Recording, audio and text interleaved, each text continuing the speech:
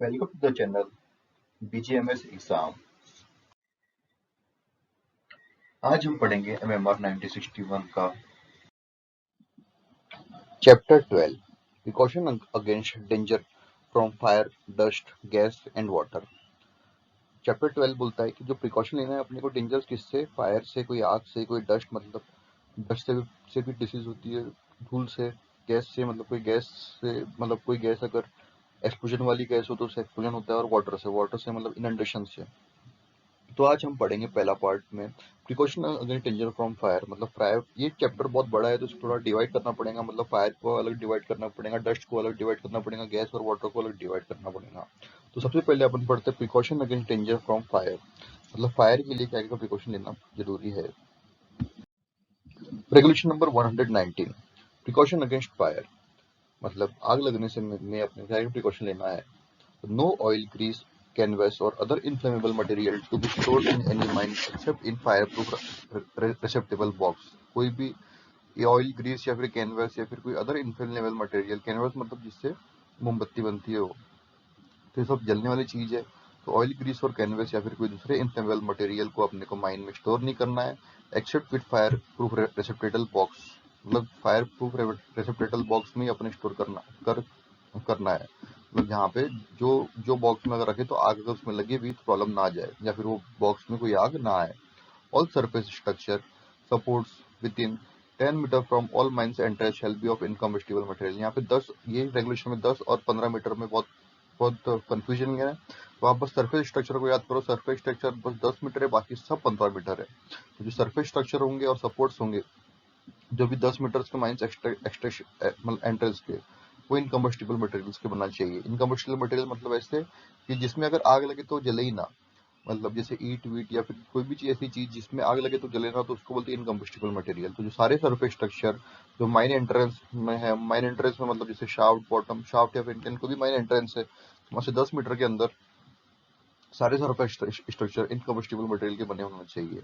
Dead leaves और dry vegetation shall not be allowed to accumulate within 15 metres from any mine entrance. जो dead leave है, जो पत्ती है, और ड्राई वेजिटेशन मतलब कोई भी वेजिटेशन जो ड्राई है, ड्राई वेजिटेशन में आग लगने के चांसेस है, तो उसको अपन अलाउड नहीं करेंगे 15 metres from all mine entrance. तो जो सरफेस स्ट्रक्चर है 10 मीटर किसके लिए, सरफेस स्ट्रक्चर के लिए माइन एंट्रेंस से, और डेड लीव और ड्राई वेजिटेशन को के लिए 15 मीटर, मतलब 15 मीटर के अंदर ये सब मतलब कोई भी पत्ती, सूखी पत्ती या फिर कोई भी सूखी चीज, पेड़ वेड़, वो सब को अपने को नहीं रखना है 15 मीटर के अंदर माइन एंट्रेंस से। Combustible material other than those to be used with in the period of 24 hours. मतलब कोई भी जलन वाले ज्वलनशील पदार्थ, मतलब कोई भी चीज जिससे आग लग सकती है, अदर देन दोज मतलब वो दूसरे को छोड़, उसको छोड़ के या फिर दूसरे कोई भी चीज जो 24 आवर्स में अगर यूज कर रहे हैं, और वो चीज जिसको अपन 24 आवर में यूज नहीं कर रहे। An inflammable material shall not be stored within 15 meters from any mine entrance which is not effectively shielded out from mine working below ground। जो combustible material जो भी यूज कर रहे हैं, तो मतलब जो अगर 24 घंटे में यूज कर रहे हो तो आप उसको कहीं भी रखो तो कोई प्रॉब्लम नहीं है। अगर लेकिन अगर 24 घंटे से ज्यादा उसका यूज कर रहे हो आप, तो अब उसको आपको माइन एंट्रेंस से 15 मीटर के अंदर स्टोर नहीं करना है कोई भी combustible मटेरियल से। No person shall light any fire in and working below ground. एक तो नॉर्मल रेगुलेशन है, कोई भी पर्सन कोई भी आग नहीं लगाएगा अंडरग्राउंड में। Flame or electric welding may be used below ground, or no inflammable gas found if permitted by manager, assistant manager, underground manager. जो फ्लेम और इलेक्ट्रिक वेल्डिंग जो एपरेटस है अपन जो अंडरग्राउंड में यूज कर सकते हैं, जिसमें इन्फ्लेमेबल गैस अगर फाइंड नहीं गई है माइंस में, तो जो मैनेजर है, असिस्टेंट मैनेजर या फिर अंडरग्राउंड मैनेजर उसको अलाउ कर सकते हैं जो फ्लेम और इलेक्ट्रिक वेल्डिंग एपरेटस को यूज करने के लिए। और उसमें एक पर्सन उसका चार्ज होगा, उस पर वो अथोराइज करेंगे। It is a duty of such person to, मतलब वो पर्सन की ड्यूटीज है कि जो फ्लेम और इलेक्ट्रिक वेल्डिंग एपरेटस जो आप अंडरग्राउंड ले जा रहे हो उसको वापस आप सरफेस पर लेकर आओ। फ्लेम और electric welding apparatus may be used below ground where inflammable gas is found if permitted by regional inspector. अगर इन्फ्लेमेबल गैस अगर नहीं मिलती माइंस में, तो असिस्टेंट मैनेजर या फिर असिस्टेंट मैनेजर या फिर अंडरग्राउंड मैनेजर अलाउड करेंगा उसको यूज करने के लिए। लेकिन अगर कोई जलने वाली गैस अगर पाई जाती है अंडरग्राउंड में, तो उसको परमिशन अपने को रीजनल इंस्पेक्टर से लेना पड़ेगा, तभी आप फ्लेम और इलेक्ट्रिक वेल्डिंग एपरेटस अपन यूज कर सकते हैं। Provision to be made to prevent an outbreak of fire और स्पॉन्टेनियस हीटिंग। प्रोविजन अपने को मेड करना पड़ेगा कि जिसके वजह से आउटब्रेक ऑफ फायर या फिर स्पॉन्टेनियस हीटिंग ना हो बिलो ग्राउंड में, न स्पीड ऑफ फायर हो। स्टेप मतलब स्टेप लेना पड़ेगा जिससे जो फायर हो और वो कंट्रोल हो, मतलब प्रोविजन लेना पड़ेगा कि पहले तो आग निकले ना, और अगर आग निकलती है तो वो आग को बुझाने के लिए अपने को प्रोविजन लेना है। रेगुलेशन नंबर 120, इसमें अपन ने जो रेगुलेशन नंबर 190 में पढ़े कि जो अपना जो माइन एंट्रेंस है वहां से 10 मीटर में जो में सरफेस स्ट्रक्चर जो रहेगा वो इनकम्बस्टिबल मटेरियल के लिए रहना चाहिए, तो डेड लीव्स और ड्राई वेजिटेशन 15 मीटर के अंदर नहीं रहना चाहिए माइन एंट्रेंस से, और 15 मीटर के अंदर कोई भी पर्सन इनकम्बस्टिबल मटेरियल यूज नहीं करेगा, जब तब यूज करता है जब कर सकता है इनकम्बस्टिबल मटेरियल यूज, मतलब स्टोर वहां पे 15 मीटर के अंदर माइन एंट्रेंस में, जब उसको 24 घंटे में अपने को यूज करना है। Regulation number 120, precaution after a fire has broken out, मतलब अब आग, ये तो प्रिकॉशन ये कब लिया अपने, जब आग ना लगे उसके लिए प्रिकॉशन है। अब प्रिकॉशन कब लेंगे, जब अगर फायर निकल गई है। ऑन अपीयरेंस ऑफ स्मोक और signs indicated that a fire और spontaneous heating has been broke out, अगर अपने को स्मोक दिखता है या फिर कोई साइन दिखता है जिसको जैसे फायर या फिर स्पॉन्टेनियस हीटिंग अपने को दिखती है, all person shall be immediately withdrawn, अगर अपने को बस साइन दिखता है स्मोक या फिर कोई भी साइन दिखता है फायर और स्पॉन्टेनियस हीटिंग का, तो सारे पर्सन को उसको निकाल, मतलब विड्रॉल करना है। ऐसा नहीं कि आप उसको बंद करने में लगे। Other than those needed for dealing with fire और हीटिंग, वही पर्सन जो डील करेंगे, जो फायर और हीटिंग को डील करने वाले हैं, वही लोग रुकेंगे, बाकी सबको अंडरग्राउंड माइन से बाहर निकलना है अगर फायर ब्रोकन आउट हुई है तो।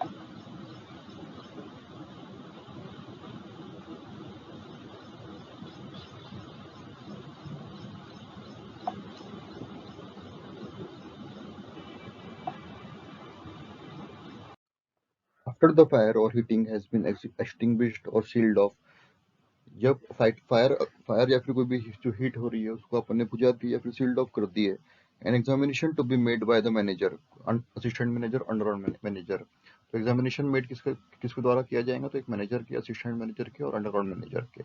And the mine is declare to be safe, और इन्होंने फिर डिक्लेयर कर दिया कि माइन सेफ है। देन पर्सन में वर्क, तभी पर्सन काम कर सकते हैं, बिना एग्जामिनेशन के पर्सन काम नहीं कर सकते हैं।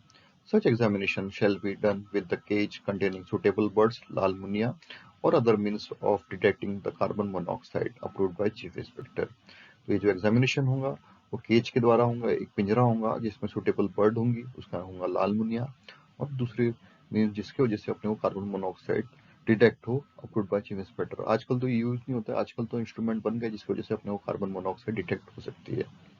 Report of such examination to be recorded in a book and shall be signed, जो रिपोर्ट होगा जो एग्जामिनेशन का वो अपने को एक बुक में रिकॉर्ड करना है, और वो साइन होना जरूरी कॉम्पिटेंट पर्सन की, जो भी एग्जामिनेशन लेता है, मैनेजर, असिस्टेंट मैनेजर या अंडरग्राउंड मैनेजर।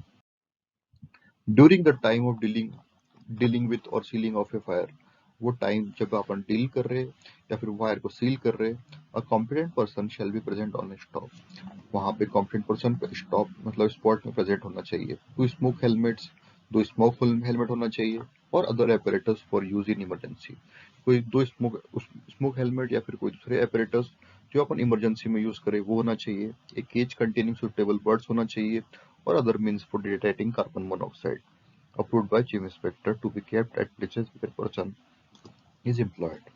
वहाँ पे दो स्मोक हेलमेट्स, एक केज होना चाहिए जिस या फिर कोई दूसरा एपरेटस होना चाहिए जिसकी वजह से अपन कार्बन मोनोऑक्साइड डिटेक्ट कर सके। Regulation number 121, equipment for fire fighting, जो फायर को फाइटिंग करने के लिए अपने को कौन से इक्विपमेंट यूज करना पड़ेगा। पहले अपन ने पढ़े कि अगर आग ना लगे उसके लिए क्या क्या करे, फिर आग लगे तो क्या करे, और अब रेगुलेशन 121 बोलता है जो इक्विपमेंट कौन से यूज करेंगे अपन जिसकी वजह से अपन फायर फाइटिंग डिटेक्ट कर सके या फिर उसको अच्छे से सील कर सके, या फिर कोई भी फायर फाइटिंग को इक्विपमेंट को रोकने के लिए कौन से इक्विपमेंट अपन यूज करेंगे।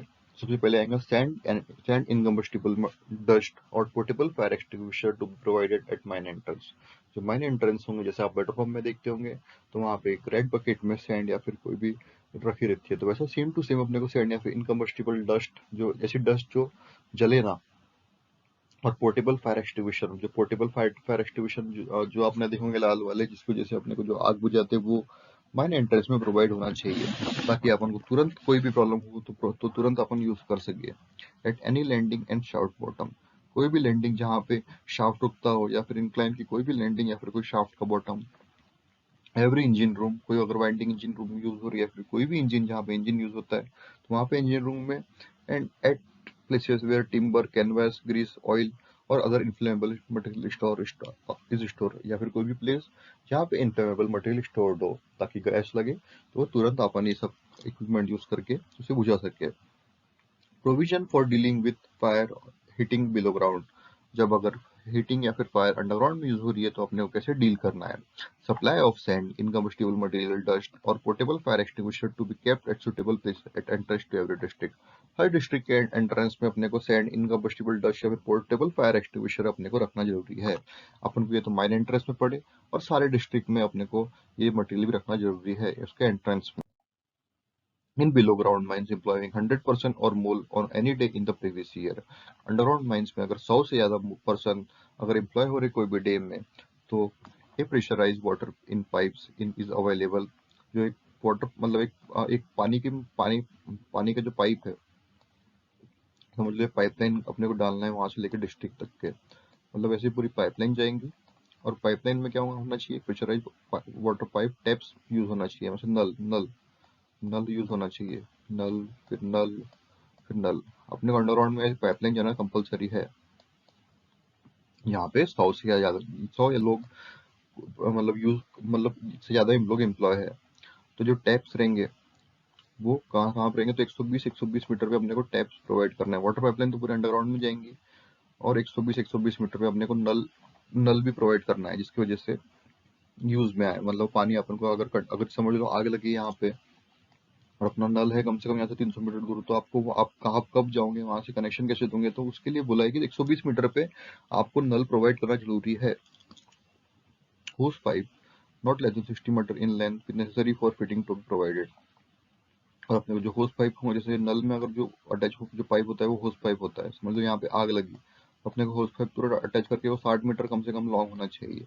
60 मीटर क्यों बोला है, क्योंकि अगर यहाँ पे एक होस पाइप लगा है, यहाँ समझ लो यहाँ पे होस पाइप लगा है, यहाँ पे होस पाइप लगा है, तो 60 60।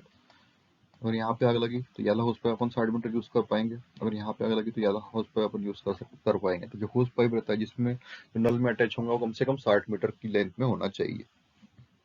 Portable water tank fitted with hand pressure pumps and hose pipe shall not be less than 6 metres in length fitting to be provided. अपने को एक पोर्टेबल वाटर टैंक्स, पोर्टेबल मतलब एक जो वाटर टैंक्स यहाँ से वहां लेके जाए उसको बोलते हैं पोर्टेबल वाटर टैंक्स। तो पोर्टेबल वाटर टैंक्स और टैंक्स तो आपको बताइए, जिसमें हैंड प्रेशर पंप हो जाए, मतलब हैंड से अपन प्रेशर, मतलब जैसे पंप को खोले तो वैसे वैसे अच्छा खासा प्रेशर मिले। तो होस पाइप वो भी वहाँ उसके भी hose pipe 60 metres in length और फिटिंग टू प्रोवाइड। समझ लो यहाँ आप पोर्टेबल वाटर टैंक है, समझ लो अपन सीधा पोर्टेबल यहाँ से टैंक उठाए, यहाँ पे लाए और सीधा आग बुझा दिए, और होस पाइप उसका कम से कम 60 मीटर होना चाहिए। तो इसमें ये याद रखना है कि अंडरग्राउंड माइन जहाँ पे 100 से ज्यादा लोग हैं तो अपने को एक वाटर पाइपलाइन लेना कंपलसरी है, और वहाँ पे जो नल होना चाहिए वो 120 मीटर पे होना चाहिए, और जो होस पाइप जो नल से अटैच होगा कम से कम 60 मीटर यूज होना चाहिए, और पोर्टेबल वाटर टैंक भी अपने को प्रोवाइड करना है जिसमें जो होस पाइप होगा वो कम से कम 60 मीटर की लेंथ में होना जरूरी है। ये बहुत कंफ्यूजिंग है।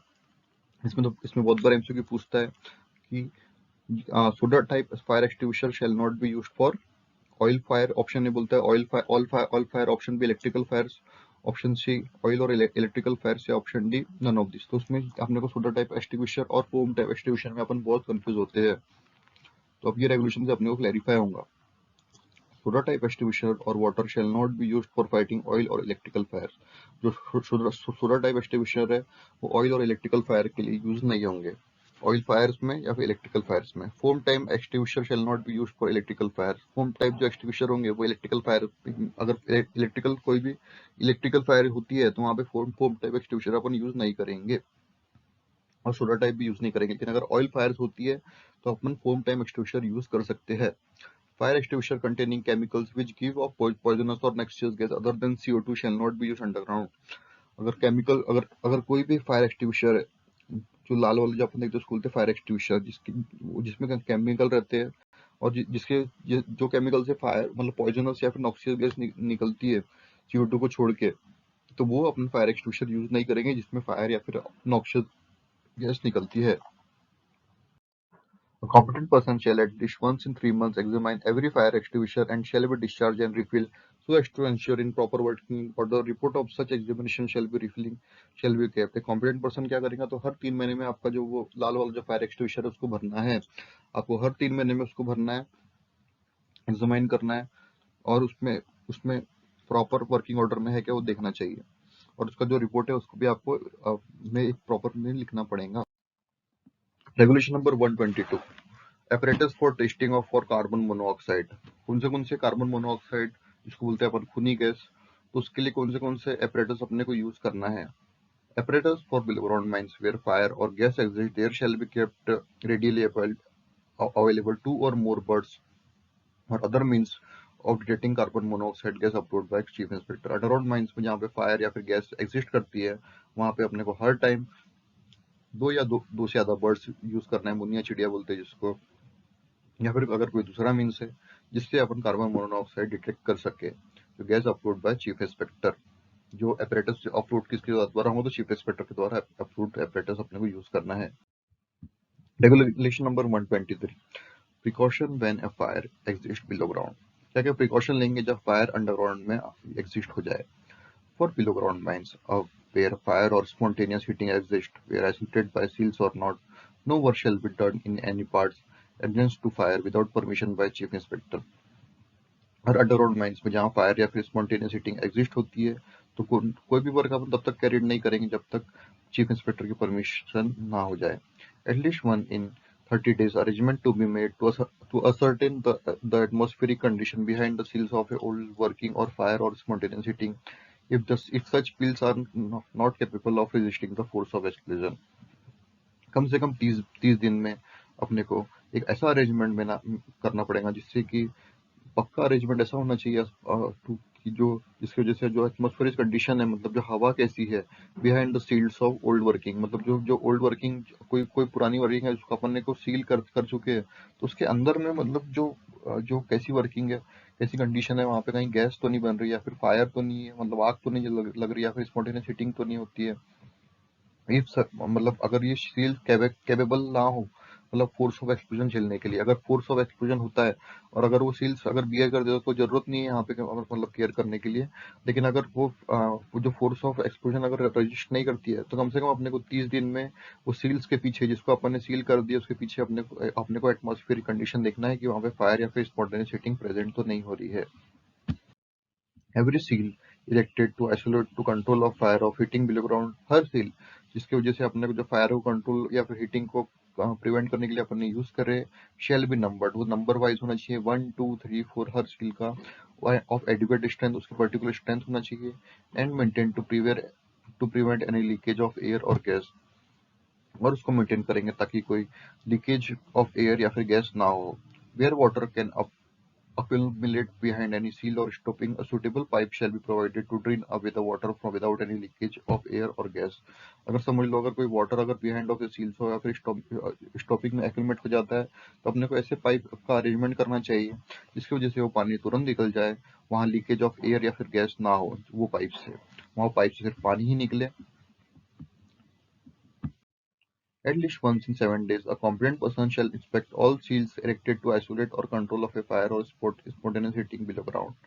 अगर कम से कम 7 दिन में एक कॉम्पिटेंट पर्सन को इंस्पेक्ट करना है सारे सील्स जिसकी वजह से मतलब जो फायर और या फिर स्पॉन्टेनियस हीटिंग जो बिलो ग्राउंड है उसके लिए यूज हुए। अपना ने 30 दिन में पड़े, 30 दिन किसी करेंगे ओल्ड वर्किंग की करेगा, और 7 दिन में हर कॉम्पिटेंट पर्सन को हर वो स्टॉपिंग जहाँ पे जो अपने जो कंट्रोल मतलब जो फायर या फिर स्पॉन्टेनियस हीटिंग को कंट्रोल करने के लिए यूज हुई है, मतलब अगर हर सील्स की बात आई तो वो 7 दिन में, और अगर ओल्ड वर्किंग की सील्स की बात आई तो 30 दिन में बिहाइंड द स्टॉपिंग का। तो इंस्पेक्ट ऑल सील्स मतलब वो चेक करेगा कि कोई लीकेज या फिर प्रेजेंस ऑफ गैस नहीं है, उसकी टेम्परेचर या फिर ह्यूमिडिटी चेक करेगा कोई सील की, और हर सील में वो साइन या फिर डेट करेगा मतलब वो साइन या फिर डेट वो हर हर सील में करेगा। और उसमें वहाँ पे एक बोर्ड लगाएगा, उसको चेक बोर्ड बोलेंगे। वहाँ पे जो पोजीशन ऑफ ए सील बताएगा कि वो सरफेस से कितने दूर है, और रिकॉर्ड को कम से कम 3 महीने के लिए कैप्ट करेगा। कम से कम 7 दिन जितने भी सील्स यूज हुई है स्टॉपिंग या फिर सील, जिसको जैसे अपना जो स्पॉन्टेनियस हीटिंग है उसको प्रिवेंट करने के लिए, तो उसको एक कॉम्पिटेंट पर्सन चेक करेगा। वहाँ पे उसको एक पर्टिकुलर सरफेस से वहां से कितनी दूरी है वो मैं नंबर करेगा। और वहाँ पे उसको, और वो जो रिकॉर्ड है कम से कम उसको 3 महीने रखना है। ऐसा नहीं कि आपने आज सील्स आज रिकॉर्ड लिखा और कल वो मिट जाए, ऐसा नहीं हो। कम से कम रिकॉर्ड 3 महीने रहना चाहिए वहाँ पे।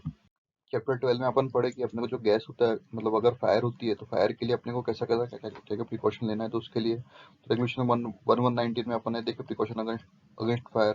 फायर अगर निकले ही ना तो वो सबसे बेस्ट चीज है। तो उसमें अपने को चेक करना है जो सरफेस का जो स्ट्रक्चर है, 10 जो जो अपनी माइन एंट्रेंस है उससे 10 मीटर के अंदर सारे इनकम्बस्टिबल मटेरियल के बने हो।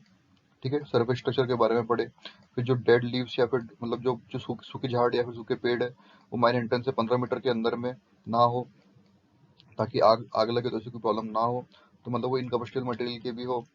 फिर उसके बाद में अपन ने पढ़े कि जो कम्बस्टिबल मटेरियल जो 24 घंटे से ज़्यादा के लिए अपन यूज़ कर रहे हैं, तो वो अपने को जो एंट्रेंस है वहाँ से 15 मीटर के अंदर ना हो यूज़। वो सब पढ़े अपन ने। फिर अपन ने बोले कि अगर अगर अगर यहाँ पे इनकम्बस्टिबल मटेरियल गैस अगर मिलती नहीं है तो वहाँ पे जो फ्लेम या फिर इलेक्ट्रिकल वेल्डिंग एपरेटस है, तो वो अपन को परमिशन मैनेजर या फिर असिस्टेंट मैनेजर देगा। या फिर फ्लेम या फिर इलेक्ट्रिकल वेल्डिंग एपरेटस है और जहाँ पे इनकम्बस्टिबल गैस फाउंड होती है, तो वहाँ पे कौन देगा परमिशन? तो वहाँ से अपने को रीजनल इंस्पेक्टर से परमिशन देना पड़ेगा। ठीक है, तो कम से कम अगर इमरजेंसी का टाइम है तो वहाँ पे कम से कम 2 स्मोक हेलमेट अपने को प्रोवाइड कराना है। ये सब पढ़े अपन ने। फिर उसके बाद में अपन ने पढ़े इक्विपमेंट ऑफ फायर फाइटिंग। तो जैसे बिलो ग्राउंड माइंस है, अंडरग्राउंड माइंस में अगर 100 से ज़्यादा लोग पर्सन यूज मतलब एम्प्लॉय हो रहे हैं, तो कम अपने को वाटर टैप प्रोवाइड करना है। 120 मतलब पाइपलाइन तो पूरी होना चाहिए, लेकिन जो टैप्स जो नल है वो 120 मीटर के इसमें अपने को प्रोवाइड करना है। 120 मीटर में प्रोवाइड करना है। और फिर जो होस पाइप यूज होंगे वो कम से कम 60 मीटर के होस पाइप यूज होना चाहिए। पोर्टेबल वाटर टैंक प्रोवाइड करना है अपने को। और पोर्टेबल वाटर टैंक में जो होस पाइप होगा उसकी भी उसको जो डायमेंशन है वो 60 मीटर होना चाहिए। फिर सोडा टाइप एक्सटिंग्विशर पड़े कि सोडा टाइप जो है जो एक्सटिंग्विशर को अपन कहाँ यूज नहीं करेंगे, तो फाइटिंग ऑयल और इलेक्ट्रिकल फायर्स और फोम टाइप को इलेक्ट्रिकल फायर में यूज नहीं करेंगे। फिर अपना precaution where where fire exist below ground में पड़े तो कम से कम 30 दिन अपने को जो ओल्ड वर्किंग है उसके वो जो स्टॉपिंग है 30 दिन। स्टॉपिंग के जो ओल्ड वर्किंग वाले जो स्टॉपिंग है उसको अपने को 30 दिन में इंस्पेक्ट करना है। उसके पीछे वाले जो इंस्पेक्शन में कम से कम 7 दिन में मतलब सारे सील्स को करना है जो कंट्रोल या फिर आइसोलेट होती है, स्पॉन्टेनियस हीटिंग के लिए यूज होता है। और कम से कम रिकॉर्ड अपने को 3 महीने के लिए उसको रखना है। तो फायर प्रिकॉशन अगेंस्ट फायर में ये सब पढ़े। चैप्टर बड़ा कंफ्यूजिंग है और चैप्टर बड़ा है तो ये बोर हो जाता है, इसलिए अपने को इसको पूरा अच्छे से करना है। Thank you.